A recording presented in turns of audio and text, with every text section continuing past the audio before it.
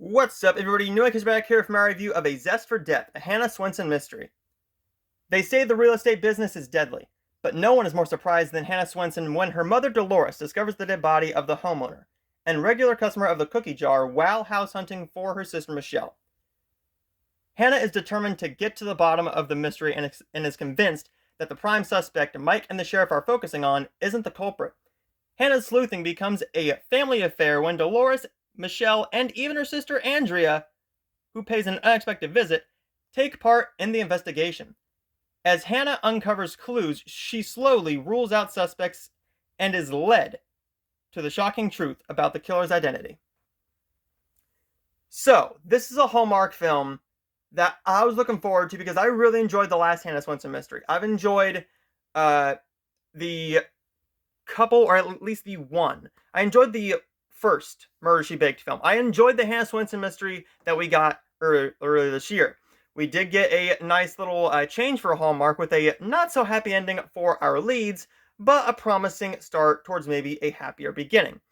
Now, with this film, we do get more of that relationship between Mike and Hannah. Mike and Hannah did go through a rough patch, and they don't really make up in this, but they aren't very nasty towards each other. They aren't disrespectful. They're more just very cordial to each other. They still love each other. They still have feelings for each other, but they're just trying to give each other space. And this is a film that really focuses on that, but also paying attention to the mystery, because you easily could have given more attention to one over the other. And in a way they do, but they don't take away from the overall tension and romantic chemistry that we get between Alison Sweeney and Cameron Matheson. Loving Alison Sweeney and Cameron Matheson in these films, loving Cameron for a long time, even as a host on Home and Family. Please bring that show back, Hallmark, because we missed that, and I like watching the recipes and the interviews, and just everything you did was amazing with that show. This film does not do a very good job with one thing, though, and that is the mysteries pretty much all have the same major flaw, and that is the overall climax of the film. And I'm talking about the very tail end of the climax, not the, hey, this is who did it, this is why they did it, this is when they did it, all that good stuff. It's just the overall scene has very little tension to it, because it just ends too quickly. This film ends with a bit of a lackluster climax, if you will. It's not like a Law and Order where there's a shootout every once in a while. That doesn't happen in the Hallmark films. It's mostly just, hey, this is the person who did it, this is why they did it, and yada yada yada. And they might have a gun, they might have a knife, they might be threatening the other person, but and it's mostly our protagonist. This is one I was interested in because of the relationship dynamic between these two. And everyone who was watching that last film didn't want to see that happen, because this is a film that really focuses on that, but the mystery doesn't overshadow it.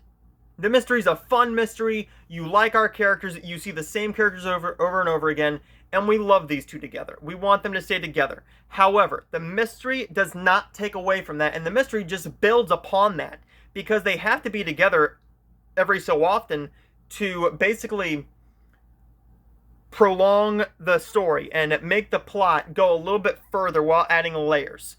I enjoyed this film overall. It's just that climax really did not impress me very much, and I thought you could have given a bit more of like an action feel to this film if you could have maybe given a bit more of like, hey, this person's actually in danger, instead of what they do here. No spoilers, but if you haven't seen it yet, definitely not one I was disappointed by, but definitely one I wanted more from with the climax.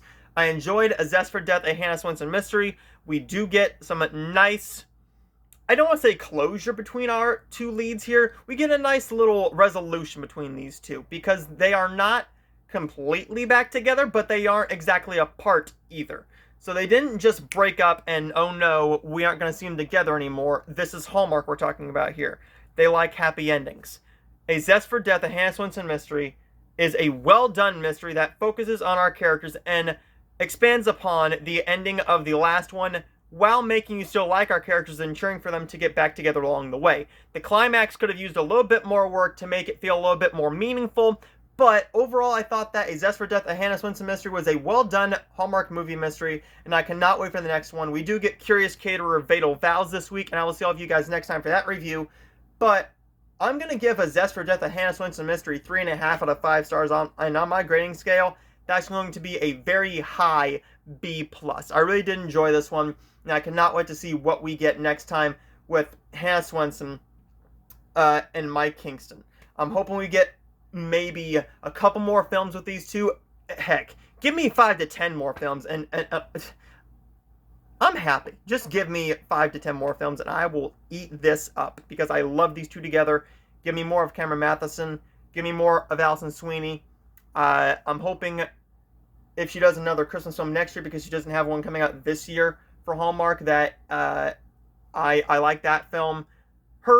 A Magical Christmas Village wasn't all that awful, but I just didn't care for it all that much either. But there's my review of A Zest for Death, and I will see you guys next time. Like and subscribe if you're new, and let me know what you thought down below, and I will see you guys next time.